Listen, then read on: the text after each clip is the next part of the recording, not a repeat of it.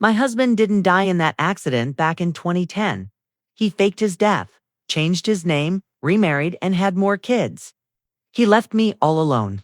And not just alone. He stuck me with a $500,000 debt with my forged signature on the bank papers. And a bank account that had a grand total of $47.32 left in it. I'm Claire. I'm 58. It was my birthday. In my hand was an anonymous letter.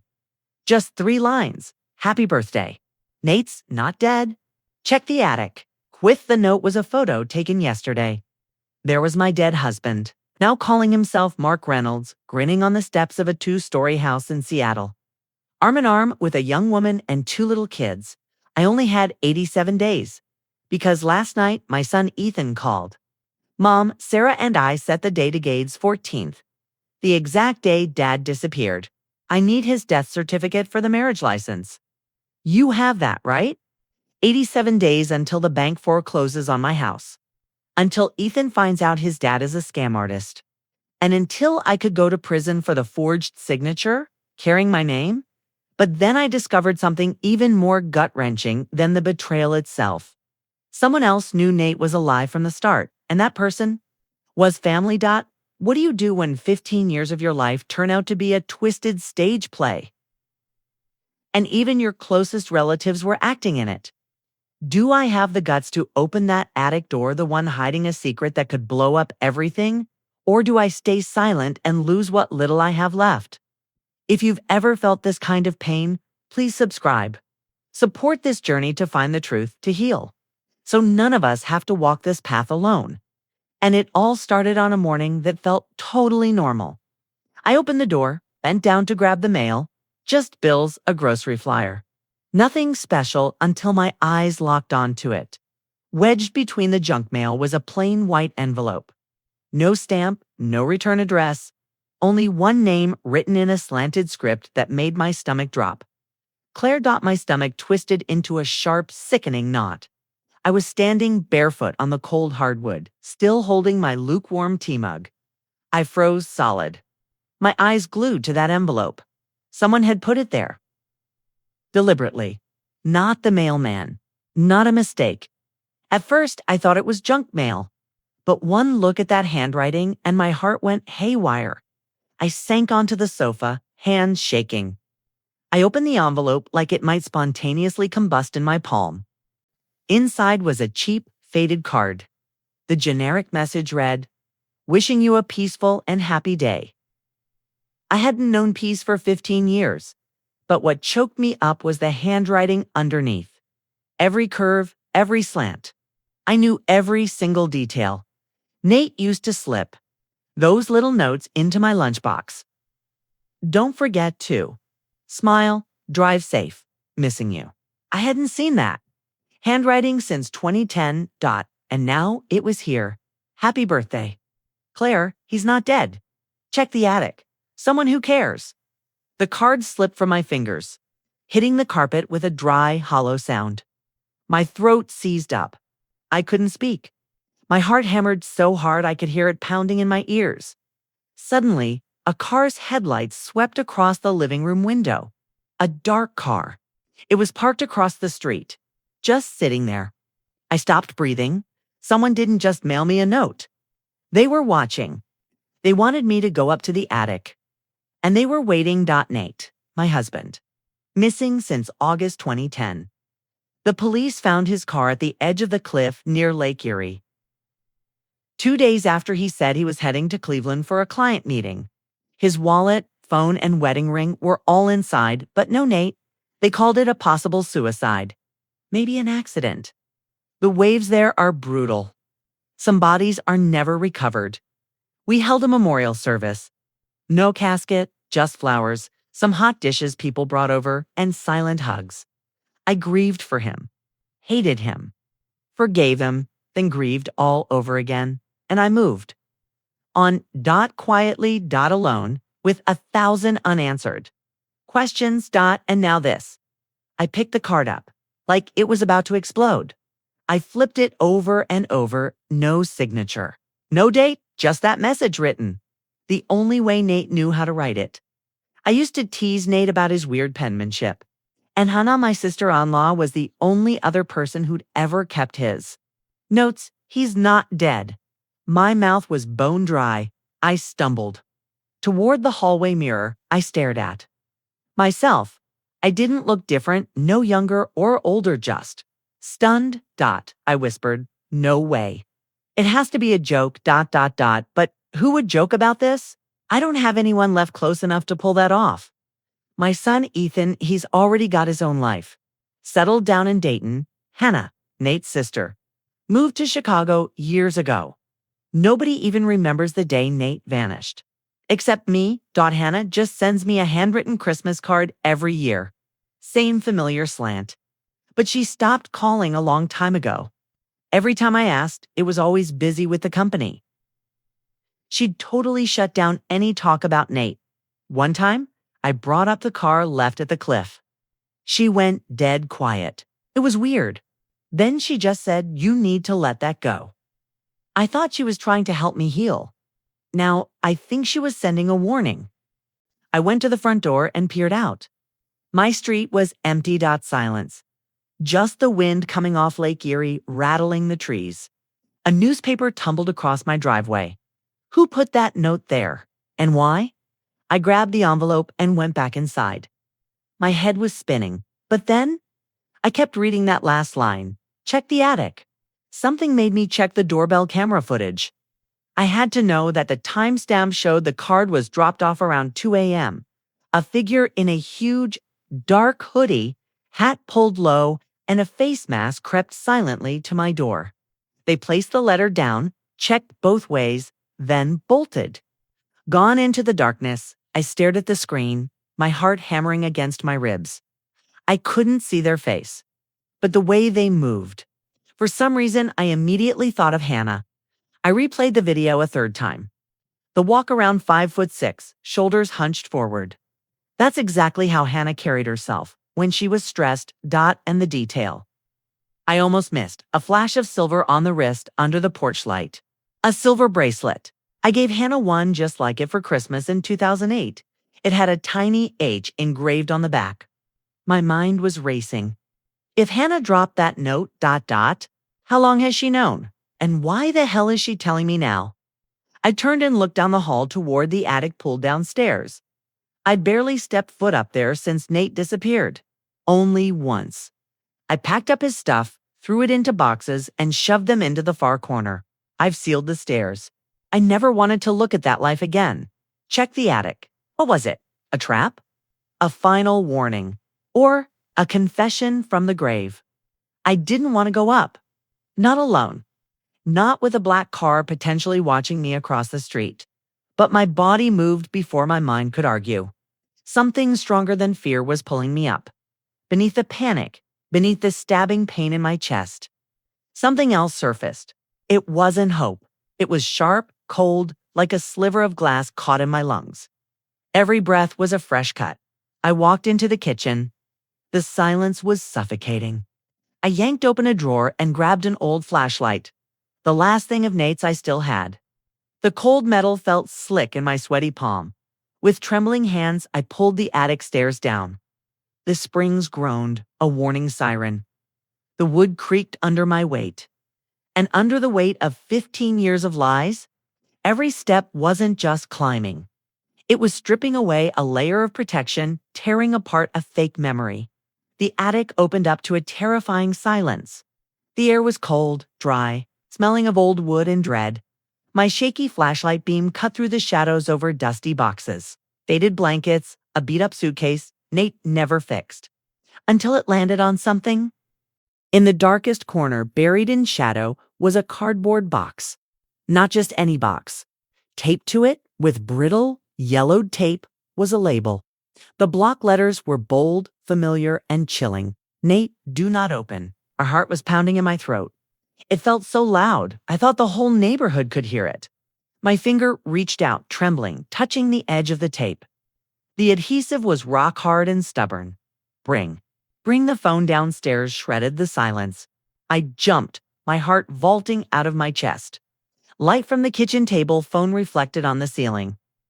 And through the attic opening, I saw the screen flash, Hannah, Nate's sister. A cold sweat broke out on my spine. If I answered, my strained, choked voice would give me away immediately. Claire, are you okay? I could practically hear the question. But if I didn't answer, would she worry? Would she drive over here right now while this secret was about to explode in my hands? The phone kept ringing. 1, 2, 3 rings, like a countdown to collapse. I froze. My left hand was still resting on the box. The box now felt hot, my right hand gripping the flashlight. The choice answer and pretend I'm fine on that dusty phone. Or ... rip the tape off and face whatever's inside. Finally, the ringing stopped. Silence returned, heavier and twice as menacing. My breath hitched in my chest. My hand stayed on the box, and in that moment of peak suspense. Before I even knew what I was going to do, a completely different train of thought washed over me. It wasn't fear. It was a memory of normalcy, of the life I thought I had. It flashed into my mind with painful clarity, like a slow-motion film reel right before everything shattered ... back in 2009.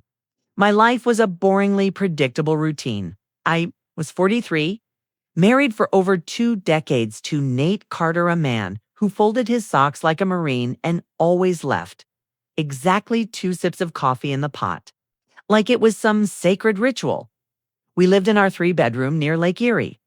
Nate was a VP at KeyBank Sandusky. I worked from home as a freelance accountant.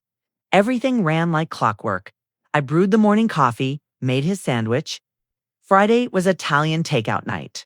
Sundays, the farmer's market. These tiny pieces made up the picture we called a marriage. Looking back, we never had fireworks, but we had comfort. And when you've been together that long, comfort can feel exactly like love. But there were small details I ignored. Nate started glancing at his phone during breakfast, quickly tucking it away when I asked about it. In 2008, he convinced me to transfer our entire $120,000 savings into his private account just to make things easier for me to manage, he said. I trusted him completely. On our last birthday together, he took me to a small pancake place, holding my hand under the table. You're still my favorite mystery, he told me. Back then, I thought he meant the thrill was still there. Now, ... I'm not so sure that's all he meant, and maybe what I was about to find in the attic would change everything. The first real sign wasn't a screaming match or a tearful confession. It was just ... a forgotten evening. It was our 22nd wedding anniversary. June 14th, 1987 was our date, and Nate had never forgotten it until that night. I remember I had circled it twice with red ink on the calendar. By the fridge, months ahead of time, I made a reservation at this little French place downtown Sandusky where we celebrated our 10th and 15th anniversaries. I put on a simple white dress Nate once said made me look like morning light. I even put on the soft pink lipstick Ethan always said looked best on. Nate, wasn't home yet when I finished getting ready. I figured he stopped by the grocery store for a cake, or maybe picking out flowers. I left my phone on the vanity, sat on the bed, and waited. 5:30 p.m. came and went. Then 6:45 p.m. By 7:30 p.m. The restaurant called asking if we were still coming. I called Nate, but it went straight to voicemail. At 8 p.m. I was still sitting there, full dress, tight high heels, hair starting to droop from the humidity, staring at the front door like sheer patience would make it open. I wasn't panicked, just this strange feeling, a coldness slowly spreading across my chest. Nate may not have been romantic, but he was never forgetful. Birthdays, deadlines, even the day the car needed an oil change, he remembered. Everything. Yet, ... the door finally opened at 10:20 p.m. He stood in the doorway, looking me up and down awkwardly, as if he couldn't figure out why I was so dressed up. Oh, he said, you're still up? I swallowed the lump in my throat, trying to keep my voice steady. I had a sudden meeting, he explained, shedding his coat. Tough client. Couldn't break away. It's not even an apology. As if that explanation was enough. I looked at him. Really looked. His shirt was wrinkled. His tie loose. There was a faint smudge, like ketchup, near his collar. He looked tired. Or maybe he just hadn't noticed the woman who'd been waiting for him all evening. I made reservations, I said softly. It's our anniversary. He blinked. It is today. That was the moment something fractured. Not ripped open. Not a collapse, just ... A thread snapped somewhere deep inside me. He walked into the kitchen, opened the fridge. Want to make some eggs? I almost laughed. Fried eggs on our anniversary night. I just nodded, silently walking to the bathroom and locking the door. I buried my face in a towel and cried softly, just loud enough so he couldn't hear. The next morning, there was a bouquet on the kitchen counter. Nate checked his phone while we ate breakfast. Mumbling something, then quickly slipped it into his pocket.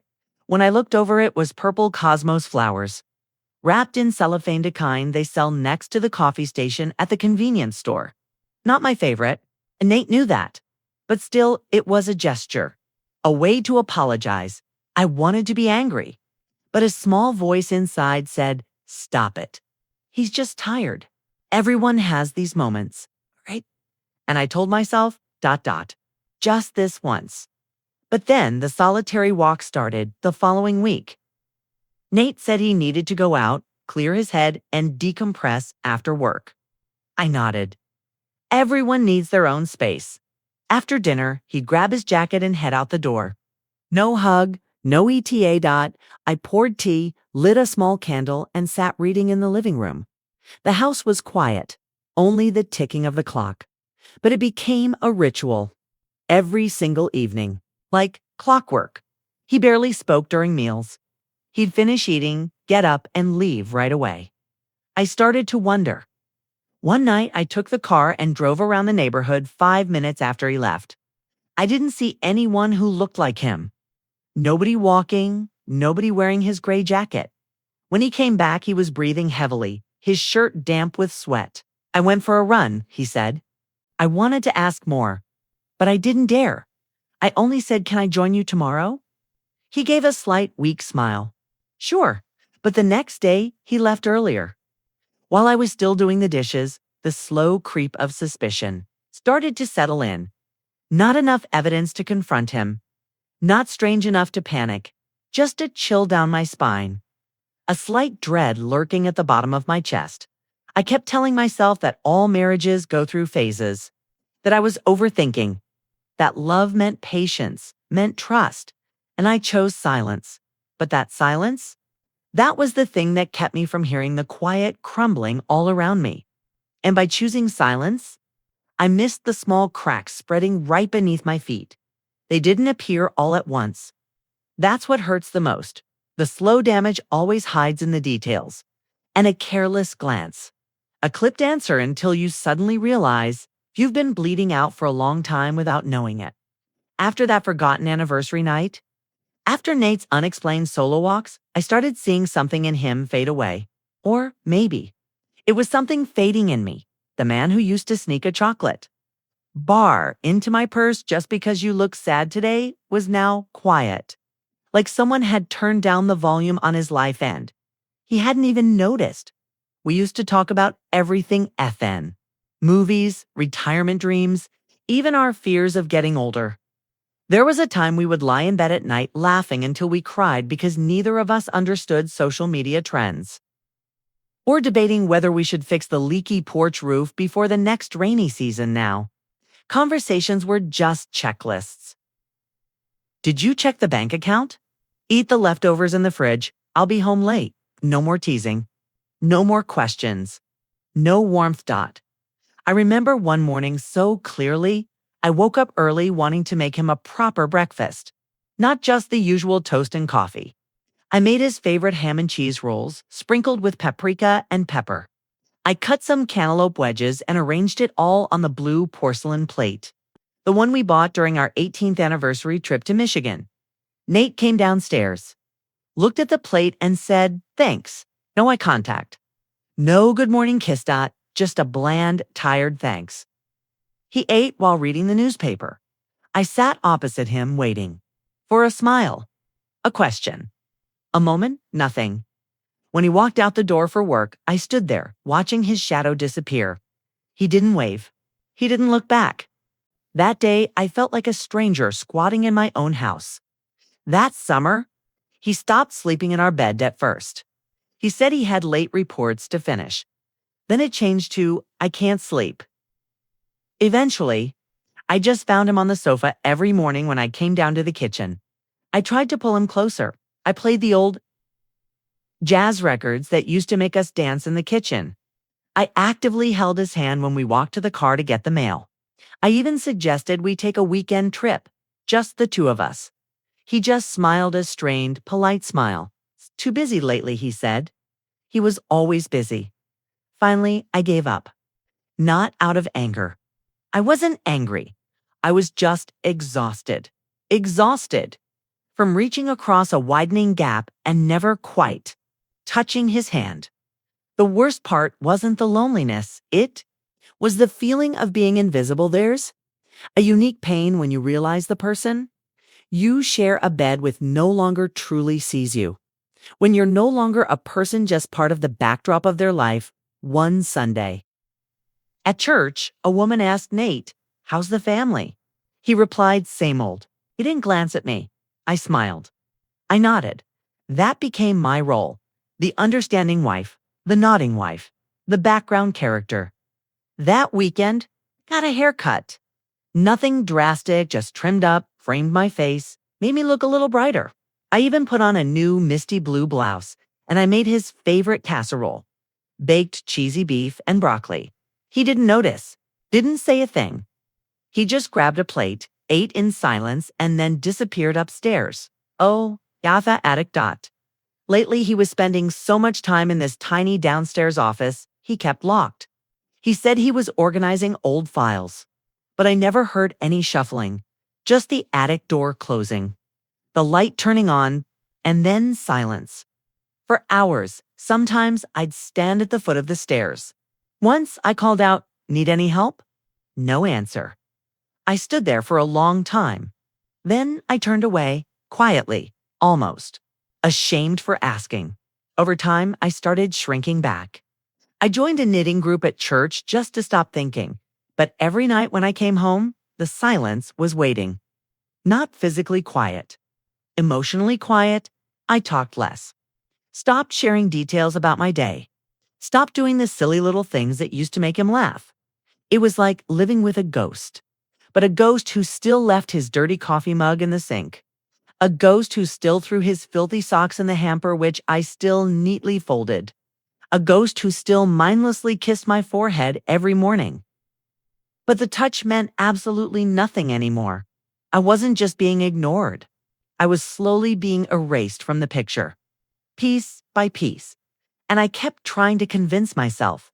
Every marriage goes through this, until a public humiliation, cold and raw made me finally see that something inside us had died long ago. It happened at Ethan's birthday dinner, and Nate did the unthinkable right in front of everyone. We planned a small dinner for Ethan's 18th birthday, just family, couple of close friends, and his music teacher. It was a huge milestone. I wanted us to mark it. We chose an Italian spot by the lake. Bella Vita. Warm lighting, rustic tablecloths. The menu scribbled in chalk on a blackboard. The kind of place that felt fancy but still chill. I wore a cream blouse Ethan's favorite color on May and gave him a small silver bracelet with 3 leaves, symbolizing the 3 tough high school years he got through. Nate was late, only about 10 minutes, but he walked in like he'd just run a marathon, tie crooked, face flushed. He gave Ethan a quick hug, muttered something about traffic, and slumped into his chair next to our son without looking at me once. I let it go. Tonight was for Ethan, but something was off. He kept checking his watch, his eyes darting toward the restaurant door, like he was waiting for someone else. I tried to talk. Asked about a book he read, a big client he mentioned. He gave me clipped, obligatory answers like I was wasting his time while waiting for dessert. Nate laughed easily with Ethan's friends. leaving me sitting silently next to my son. Then dessert came. And it happened. Ethan's music teacher, Miss Darden, a sweet, reserved woman, leaned over and asked Nate, "What does your wife do?" She was looking right at me. Before I could open my mouth, Nate gave a little laugh and a shrug. Her. Oh, she's just the wife. He said it so casually, like it didn't even matter. It was supposed to be a joke. No one laughed. Not even Miss Darden. She just blinked, gave an awkward nod, and changed the subject. I was paralyzed. My face was burning. I glanced at Ethan. He was frowning, confusion in his eyes. Then he looked at me, his gaze apologizing for his dad. I swallowed hard, pushed my plate of tiramisu away. I suddenly felt sick to my stomach. Nate didn't care. He was already somewhere else. That whole night blurred, like I was watching it all through glass. People were laughing, toasting, and I just kept nodding, smiling when needed, pretending I was still there. But all I heard in my head were those 3 words. Just the wife. I kept replaying the way he said it so light, so thoughtless, as if I could be anyone. I wasn't a nobody. I was the person who raised his son, kept the house running, supported his career, held him through loss, and edited every line of his resume decades ago. I was the one who loved him before anyone knew his name. And now, in front of everyone, I was just the wife. When the check came, I reached for my wallet. My hand was shaking. Nate didn't offer to split it. He just leaned back in his chair and dropped the line, "You want to pay for this?" As if we were on a second date. As if we hadn't been together for almost 3 decades. In that moment, something inside me snapped, not because of the money, not even entirely because of the words, but because of the way he said it so cold, so indifferent. Like I was just the nearest available ATM that night. I curled up on the bathroom floor in the hotel room, muffling my sobs into a towel so no one would hear. He didn't knock. He didn't ask. He just went to sleep. I lay there for almost an hour, listening to the hum of the AC, trying to remember the last time I felt like his partner, not just a piece of furniture. From that day on, I stopped trying to prove my worth to him, because I knew he hadn't seen Manat for a long, long time. And that was when I started to retreat, to go silent. After that dinner, things between Nate and me never went back. I stopped asking where he went every night. Stopped reminding him to call Ethan every weekend. Stopped brewing that second cup of coffee in the morning. No fights. No accusations. No ultimatums. Just silence. A breakup without a sound. My husband spent more and more time in that attic. Way more than ever before. Sometimes he'd stumble down, covered in dust, mumbling about just trying to organize some stuff. Other times, I heard nothing, no steps. No noises, like he just vanished into his own private dimension. I started going to bed early, leaving the hallway light on. Gradually, I stopped bothering with the light at all. I don't know if I lost him then, or if I lost myself. All I know is that silence eventually swallowed every word we left unsaid. I even stopped leaving the kitchen light on at night. That spring, the house felt like a temporary rental. I was just a tenant. We were still under the same roof, but we passed each other like strangers on a subway platform. Once I was folding clothes in the living room, and Nate just walked past the basket without a word. I'd cook dinner and leave his portion in the microwave. Some nights he ate it. Some nights he didn't. One afternoon, I came home from the market and found Nate had cleaned out the hall closet. But only my stuff. My raincoat, gardening gloves, and that scarf Ethan gave me for Christmas were neatly stacked in a cardboard box right by the front door. When I asked, his answer was clipped. I needed the space. No apology, no explanation. That's when I knew I was being slowly erased from this life. Bit by bit, room by room. But I didn't fight, didn't scream. I just quietly went upstairs, took off my shoes, and sat on the edge of the bed for a long time, staring at the empty space where his slippers used to be. In early July, I grabbed a small bag and drove to Ethan's place in Dayton for the weekend. I just needed out of that house full of ghosts. I told Nate I needed a break, time to think. He didn't ask where I was going. He didn't even look up from his laptop. He just said, yeah. Ethan didn't ask much, but his eyes said everything. Worried, helpless. He made my bed, poured me a hot cocoa, and we just sat watching old sitcom reruns. We both knew I'd come back, but I wouldn't come back the same. I returned Sunday night. I opened the door to darkness. The lights were off. The TV screen was static. A plate of cold, uneaten food sat on the kitchen counter, but Nate wasn't there. The house was so quiet it seemed to have forgotten how to make sound. I stood in the kitchen forever, waiting for something. A noise, a creaking door, a familiar voice. Nothing. And then came the morning that shattered every last illusion. It was a Tuesday, June 21st. I remember the date because it was the summer solstice, the longest day of the year. But for me, it was the darkest. Nate said he had a client meeting in Cleveland. I just nodded, didn't ask questions. The door clicked shut behind him like a void opening up. I nodded without even looking up from pruning my houseplants. The door closed softly behind him. I wiped my hands, rinsed the pot, and waited. Waited for the sound of his car to pull back in. It never did. By evening, I started pacing the house. At midnight, I called him. It went straight to voicemail. I left a message. 1, then 2, then 6. The next morning, I filed a missing person report. 2 days later, they found Nate's car parked near a stark cliff overlooking Lake Erie, about an hour from home. His wallet was inside, his phone, his wedding ring. The keys were still in the ignition. No signs of a struggle. No witnesses. Nobody saw a damn thing. The next day, I drove out to that bluff. I stood there, clutching Nate's wedding ring in my hand, watching the waves smash against the rocks. The police said suicide was possible. He could have walked into the water. They told me people who choose remote places usually want privacy. But there was no note, no warning, no goodbye. Just his toothbrush in the bathroom, his sneakers by the back door, and an empty space in our bed that would stay empty for 15 years. Everyone expected me to snap out of it, sell the house, start fresh, to recover. But I wasn't angry. I wasn't even heartbroken. I was just empty. A hollow, aching kind of empty. And that feeling, that was scarier than any amount of grief. After Nate disappeared, I became a ghost in my own home. The first few weeks were a blur of tears and cold casseroles left on the porch by neighbors. Ethan took a leave from college and moved back in for a few months.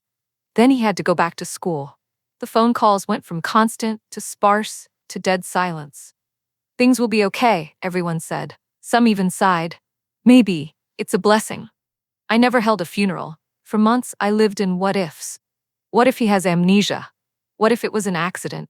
What if the doorbell rings tomorrow and he's standing there with an explanation? Every time the phone rang, my heart hammered, then shattered when I heard a stranger's voice. I finally held a memorial service. No casket, just a picture of Nate smiling by the lake. I shook everyone's hand, endured the pity hugs. I went home, climbed into bed in my black dress, and watched the ceiling fan turn in endless circles. Tick, tick, tick. Then came the night of our 23rd wedding anniversary. I lit a single candle on the empty dining table. I poured 2 glasses of wine, one for me, one for the empty chair across the table. I raised my glass. Happy anniversary, darling. My voice cracked in the dark room.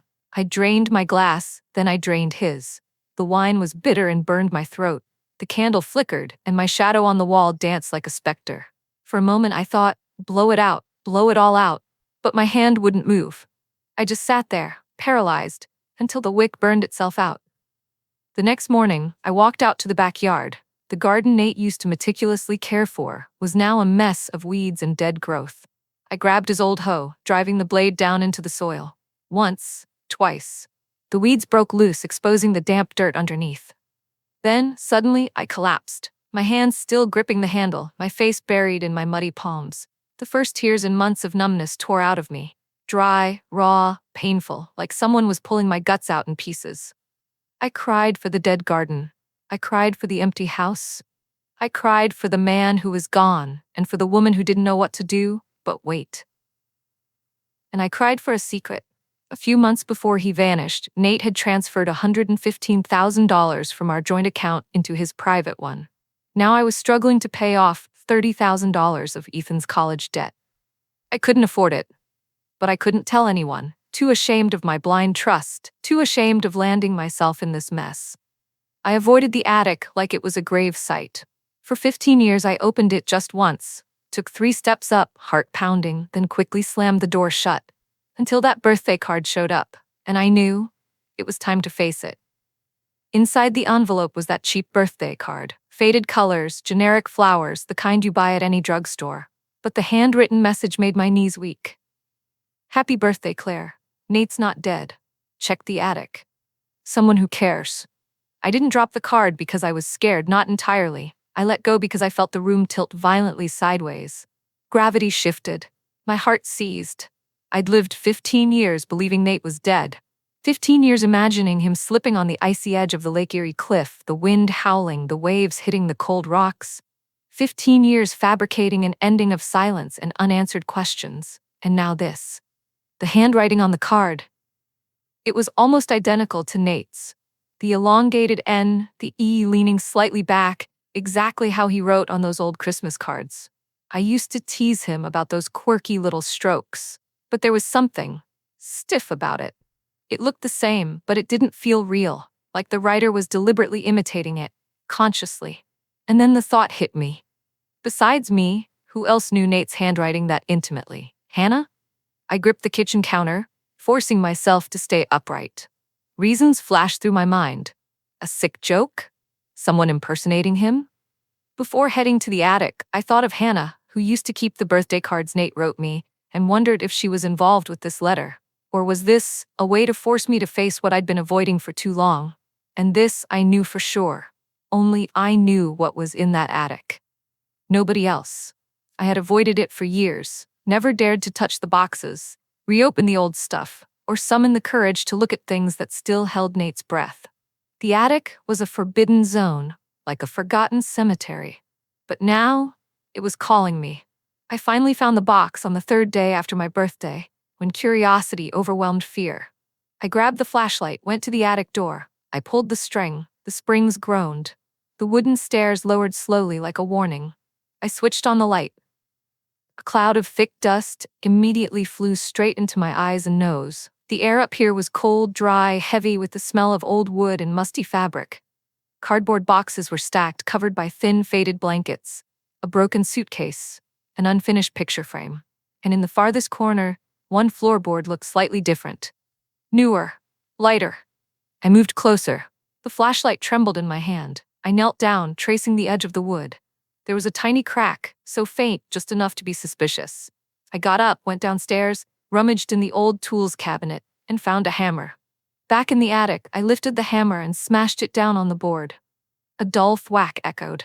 The wood popped up, sending dust flying. Underneath was a wooden box, old, covered in cobwebs. I dragged it out, placing it on the floor. My hands were shaking. I took a deep breath and opened the lid. Inside was an entire other life. Under a layer of dust were things neatly arranged, a stack of photos, handwritten letters, and documents. Photos.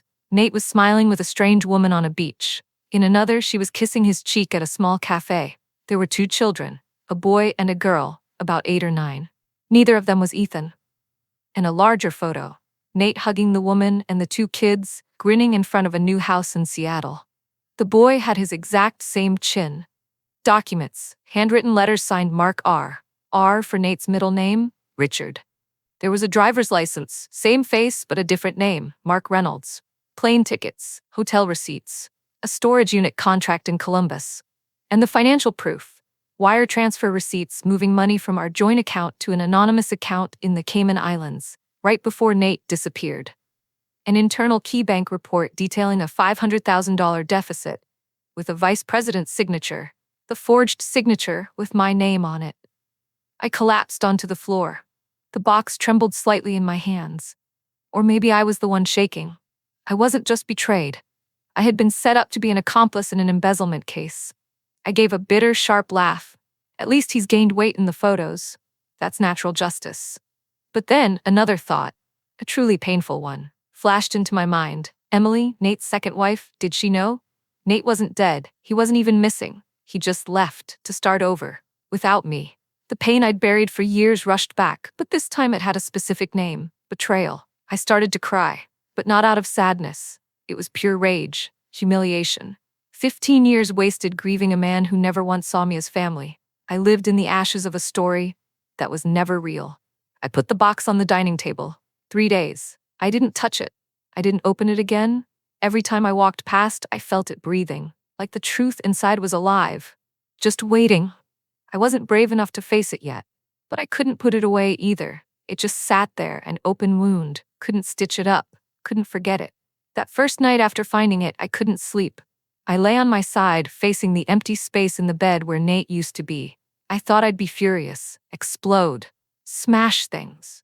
But the rage never came. What came instead was grief, a deep, formless ache. It wasn't pain for Nate anymore. It was for me, the woman who believed, who waited, who cried her eyes out for someone completely undeserving. I had been loyal to a ghost, worse, a lie. I sat silently by that box of evidence, staring at the papers as my past collapsed. Something shifted inside me, not violent like lightning, but slow, like earth moving beneath the foundation of a house. No noise, but permanent. The next morning, I put on jeans and a white shirt I hadn't touched in ages. I looked in the mirror. I barely recognized the woman staring back. Same face, but the eyes, they were different. I brewed a cup of coffee, set the box on the table, and calmly went through every page again. No shaking, no flinching. Lease agreements in Seattle under Mark Reynolds. Bank records I never knew existed. Plane tickets, photos of birthday parties, picnics, license plates. And that strange woman, holding Nate, kissing him in a cafe. There were the two kids, maybe 8 or 9, a boy, a girl. In one picture, Nate was holding the little boy, beaming. The kid had his exact same chin. I wasn't just abandoned, I was replaced. But this time, the emptiness didn't swallow me. Instead, a strange clarity took over. Things looked sharp, like someone finally wiped clean a dusty mirror I'd been looking into for years. Nate wasn't a victim. He wasn't lost. He chose to leave, chose to live another life, chose to let me be a widow just so he could escape responsibility. And that choice, it didn't have power over me anymore. I thought about all the times I blamed myself, the times I tried to shrink, the times I asked, did I do something wrong? The truth is, I didn't need fixing. He was the weak one, and me, I was still standing. I got up, opened the closet, and pulled out the box of old stuff he'd neatly packed for me. The thin jacket, the wool scarf Hannah sent me years ago, the old gloves Nate once said made me look like a character out of a novel. I put it all on. Then I walked out. It was cool and windy. The air felt different, clear and crisp. I walked past old Mrs. Layton's house across the street. I'd avoided her for years. This time I nodded. She looked surprised for a second, then smiled. I kept walking past the little coffee shop where Nate and I used to sit every Sunday. I didn't go in. I just stood and looked at my reflection in the window glass. For the first time in years, I saw a woman coming back to life. Not because of Nate, but in spite of Nate, I didn't tell anyone what I found. Not Ethan. Not the women at my knitting group. Not a soul.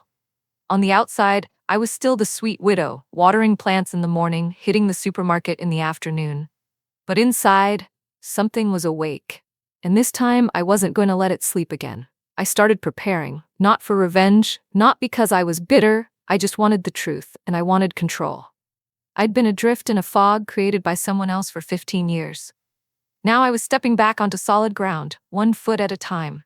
The truth was now clenched in my hand, sharp as a knife blade. I made 3 copies of the documents, one hidden at home, one in a bank vault, and one I sent via certified mail to myself. Then I hired Sarah, a private investigator with sharp, no-nonsense eyes. I put the Mark Reynolds file folder in front of her and said, I need to know where he is living. Give me 15 days, Sarah nodded. While I waited, I cleaned the attic. Threw all of Nate's junk into black trash bags. I was erasing every trace of him from this house. 15 days later, Sarah called back. She had everything. The address, the identity, the photos. Nate, now Mark Reynolds, was living in a 2-story house in suburban Seattle, with a younger woman, 2 small kids, and an Australian shepherd. They stood in the photo, smiling on a manicured lawn as if they hadn't just crushed someone else's life and walked away without a word. I felt no anger, no pain. I felt ready. Not to retaliate, but to stand firm in the truth I had dug up myself. That was power. Nate was living a lie, and I was slowly coming back to life, in the light. Power doesn't always come like a thunderclap. Sometimes it's the dawn, quiet, slow, but unstoppable. I stared at the photo Sarah gave me, the same eyes, the familiar crooked smile, older, chubbier, but undeniably him. What choked me up wasn't that he moved on. It was that he looked so damn peaceful, as if he never drove away from the house that morning and left me as a question mark for 15 years. I didn't scream, didn't call anyone. I slipped the photo into the file folder, and I stood up, feeling for the first time that no ghost could drag me down anymore. Something had changed. Not within me, but within him. He just didn't realize it yet. For 15 years, Nate was the one holding the pen, writing the story of our marriage. He chose the ending. He closed the book. He erased me from the page. But this time, I was holding the pen. Now I held the full, undeniable truth. And Nate wasn't untouchable anymore. I didn't need to scream to reclaim my dignity. I didn't need to destroy his life to heal mine. I just needed clarity. And I had it. I started taking small but decisive steps. I updated my will, removed Nate from every document, cutting him off from any inheritance. I filed for confirmation of desertion without contact. My lawyer helped me prepare the petition to legally recognize Nate as alive and willfully concealing his identity to escape marital duty. Not because I wanted anything from him, but because I wanted back everything I was left with, the wreckage of an unfinished life. Everything proceeded smoothly. I still shopped on Thursdays, called Ethan on weekends. I smiled softly at the cashier, bought some tulips for the dining table as usual. No one knew I was preparing for a confrontation, not with weapons, but with the unvarnished truth. Then one afternoon, Ethan walked into the kitchen, looking confused. "Mom, I got this strange email. The sender name is Emily Carter. Said she was an old friend of Dad's." I paused while rinsing dishes. What did she write? Just randomly found my name. Asked how I was doing, but the tone was odd, kinda cold but trying to sound caring. I stayed silent for a few seconds, then said softly, "Forward that email to me." When I opened the email, the words echoed a memory. The language, the greeting, the hesitant style between formal and familiar. It was exactly like Hannah's. I called her immediately. This time, she couldn't keep up the facade. Through strained silences, Hannah finally admitted everything. She was the one who sent the email. Nate, or Mark Reynolds, had asked her to check if Claire was still mad, but he was too afraid to reach out himself. My voice was ice cold. "Give me his email address." Hannah hesitated, then slowly read out every character.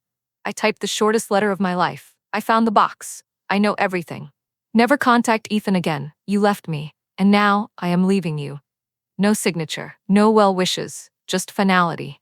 I imagined the look on Nate's face when he opened it. Shock, maybe fear. For the first time, he was the one left behind in silence. 6 days later, I got a reply. No subject line, no salutation, just 3 lines. "Give me a chance to explain. I didn't want to hurt you. Can we meet?" I sat still for a long time. Then I replied, "Lincoln Park, Sunday noon, 1:30 p.m. Nothing more. I picked the spot meticulously. Not an old cafe, not a place with memories. Just a quiet park, halfway between 2 cities, the last boundary line between 2 lives. The morning was gray, the wind was cold. Bare tree branches reminded me a new season was starting. I got there early, sat on a stone bench, and I waited. I wasn't the woman waiting for him anymore. This time, I was the one asking the questions. Then he showed up. Nate. His steps were slow. He looked older than in the photo. Hair was streaked with gray. But it was him. He sat down about 1.5 feet away from me, a safe distance for a coward. "Claire?" His voice was rough. "Mark," I cut him off.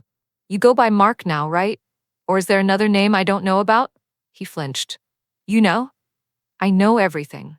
I opened my purse, pulling out a thin folder. I put it on the bench between us. Emily Carter, the 2 kids, the Seattle house, the fake bank accounts, the $500,000 embezzlement at KeyBank with my forged signature. His face went white. What? What are you gonna do?" "That's it." That was the question. I looked straight into his eyes, for the first time in 15 years, unafraid of what I'd see. "I came here to tell you this.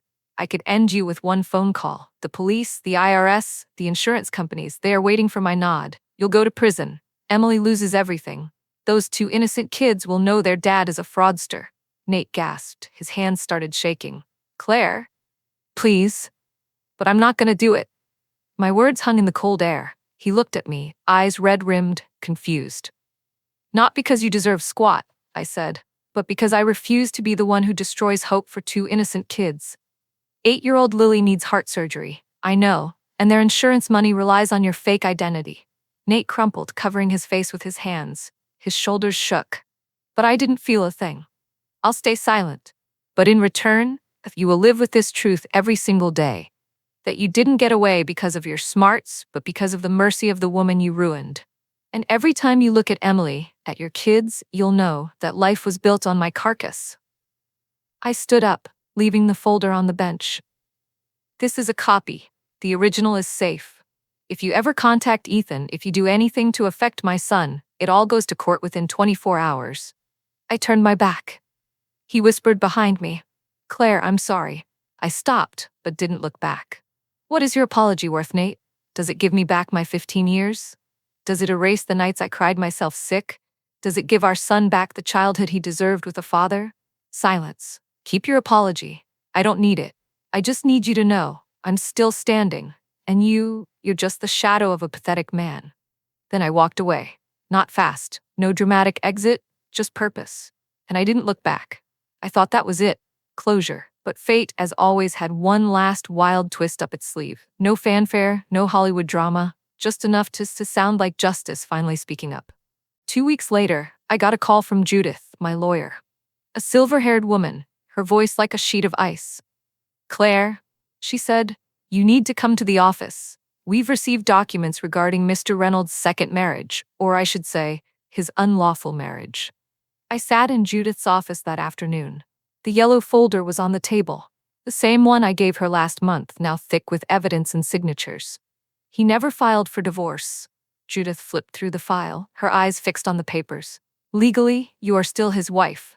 I just stared. "That means he committed bigamy?" Judith said, her voice freezing over. "And not just that. We found multiple joint bank accounts under fake names, all opened while he was still married to you." She looked up, her gaze cutting through me. "Did you know he was collecting life insurance using false documentation?" Before I could answer, she continued, delivering the verdict. "We have grounds for tax fraud, identity theft, and possibly insurance fraud if the company confirms the records." I sat there numb. I finally saw his whole map. After all the pain, the silence, and the betrayal, he was the one who broke the law. Judith looked at me, her voice dropping, carrying a new weight. "Claire, there's something else. My investigators found Nate's new wife, Emily, is completely clueless about his past, and their daughter, Lily, 8, needs expensive heart surgery. Their entire financial safety net and insurance coverage are based on the fake Mark Reynolds identity." She paused, letting the weight of that information crush the air. "If we go public with this, Lily loses her father, loses her health care coverage, and possibly her life." Her eyes were serious, direct. "This isn't about justice for your 15 years anymore. This is a choice between punishing a traitor and ruining an innocent child's future." Judith looked straight into my eyes, her voice clipped, sharp as a final life or death multiple choice question. One click, he's in prison, Lily loses her surgery coverage, or you stay silent and he dies a heroic father. Claire, what would you do right now? The silence stretched, taut as a wire. "Do you want to pursue criminal charges?" she asked again, softer this time, but still challenging. I hesitated, just thinking about dragging Nate's second family to court, exposing him in front of those two innocent kids. My stomach was twisting. I didn't want to become the person Nate was so afraid of. He faked his own death. I shook my head, slowly but decisively. "No, I don't need a courtroom. I need a declaration. And I want him to lose the right to live that lie forever." Judith nodded. "We will file civilly then," she said. "You have every right to nullify the second marriage, reclaim your share of the concealed assets, and submit his name to the fraud agencies." 2 weeks later, Nate, now Mark Reynolds, received the formal notice. His marriage was legally voided by the court. His bank accounts were frozen for investigation. His files were flagged by the financial fraud watch list. It all happened in silence, cleanly, without fanfare. But I knew, in that moment, the life he built on the corpse of my trust started to crack. But the real justice came later. It was a handwritten letter. Not from Nate, but from Emily Carter, the woman he had lived with for nearly 2 decades under a false name. The letter began, "I don't know you, but I owe you an apology." She explained that after receiving the court papers, Nate had confessed everything. About the undissolved marriage, about his real identity, about the entire past life he vanished from, and left me to deal with the wreckage. Emily said she found the box of documents Nate had hidden, the same things I had uncovered piece by piece in the attic all those months ago. She confronted him, and for the first time, Nate couldn't deny it. I married a man I never truly knew, and you lived every day in fear and confusion because of a man who chose silence. I don't know what the right words are, but I asked him to leave the house, and I will start over just as you once had to. I hope your story finds a peaceful ending. I read that letter 3 times. Each time, a heavy layer in my chest seemed to dissolve. He had lost everything, not because I demanded it, but because the truth cannot be buried forever. He could hide behind a new name, a new address, or the innocent eyes of his children, but the truth always finds its way home. I never contacted him again. I didn't need to. His story was laid bare, not by fury, not by drama, but by silence and undeniable truth. On a rainy Wednesday afternoon, Ethan called. I was wiping down the kitchen counter after pulling a batch of shortbread from the oven, the kind Nate used to love, but never once thanked me for making. Now I baked it for myself. Mom, I just got a letter. I froze. From who? No sender name, but it's Dad's handwriting. I quietly turned off the faucet, dried my hands, and sat down at the kitchen table. A letter? It's just a few pages, handwritten, no return address, Ethan said. He said he'd been following my life, and he hopes one day I'll forgive him. I closed my eyes. He was still the same, bold enough to beg for forgiveness, but too cowardly to face me. I asked softly, "How do you feel?" Ethan hesitated. "I don't think I can forgive him." His voice broke. I heard the rustle of paper, Ethan clutching the letter. I'm not angry, but when I finished reading, I just thought, he wrote as if I was still an 8-year-old kid. As if sorry is enough. He didn't explain, didn't say why he left. He just wrote, "I hope you understand." But I don't understand, Mom. I'm 33 years old and I still don't understand. He took a deep breath. And the worst part is, I feel relieved I don't have to see him. I tightened my grip on the teacup. Sounds exactly like your father. A moment of silence passed, then Ethan asked, "Did you ever think he would come back?" I looked out the window, where the rain was still falling, not in hope, but in reality. I had thought about it once, but with the heart of a woman who didn't know the truth. Not anymore. Why? Ethan asked. Because I started falling in love with the person I became, without him. Ethan was silent. I could hear the weight of that statement fall into the empty space between us.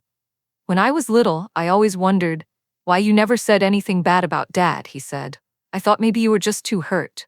But now I get it. You were protecting me from that ugly truth. I nodded, though he couldn't see me. I didn't want you to carry his shadow. I just wanted you to live lightly, without resentment, without chasing something that was gone. Your father made his choice. I wasn't going to let it steal your joy, too. Ethan's voice cracked. Mom, you are the strongest person I know. No, I'm just a person who isn't afraid of the truth anymore. We talked for another hour. About his job, his new girlfriend, and how little Ruby had learned to say cookie. And was making everyone laugh. After the call, I went into the garden. The afternoon rain had left everything sparkling clean.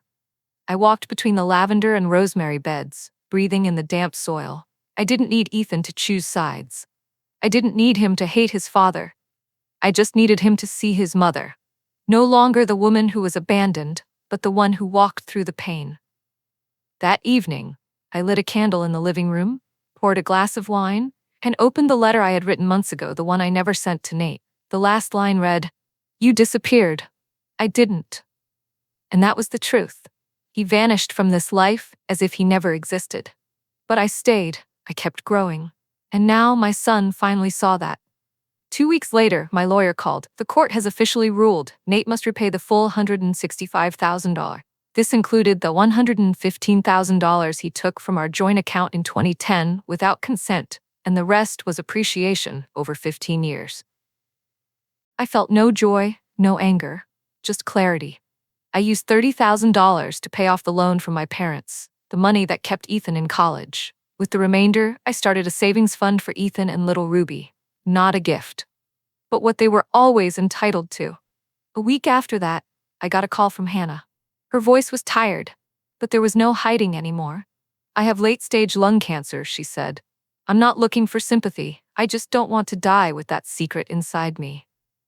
She recounted everything. The fake papers, Nate's vanishing act, the shame she felt every time she received a Christmas card from me.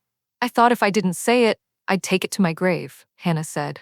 But knowing you lived all those years in the dark, I couldn't bear it anymore. I was silent.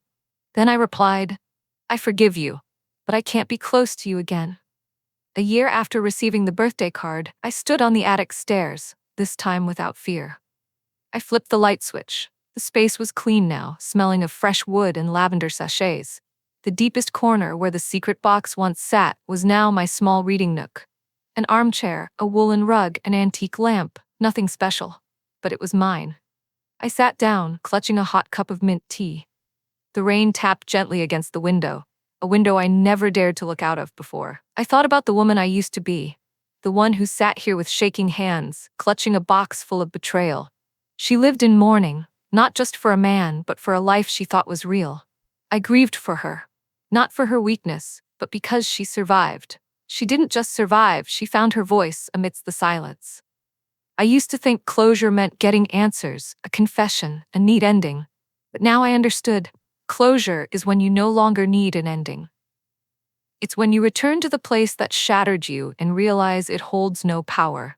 It's when the old questions, where did he go, why did he leave, what did I do wrong, are no longer chains holding you back. Nate wrote his own ending. He thought he could disappear without consequence, but the truth always surfaces. Not with a loud shock, but with an undeniable certainty. I reached into my pocket, pulling out the card, creased and worn from being opened and folded countless times. I walked down to the kitchen, got scissors, and cut it into small pieces. Happy birthday, snip. He's not dead, snip. Check the attic, snip. With every snip of the scissors, I felt a wave of release. I placed the shredded pieces into a pot with white tulips on the dining table. They will decompose, becoming nourishment. From that deceitful death, I fostered something new, my own life. I smiled, a genuine smile. Not the smile of a survivor, but of someone who is truly living. And I didn't need to look back anymore. Thank you for joining me on this rocky journey. If my story has touched your heart, if you also believe that truth and compassion can coexist, I hope you will stay with me on future journeys. By hitting subscribe and turning on notifications, you not only support me, but also help spread stories of resilience and courage, stories we all need to hear and see, to know we are not alone when facing the most difficult choices. Please share your thoughts below. Did I choose forgiveness or justice? Every comment you share is valuable, and I will read every single one. Once again, from the bottom of my heart, thank you for listening.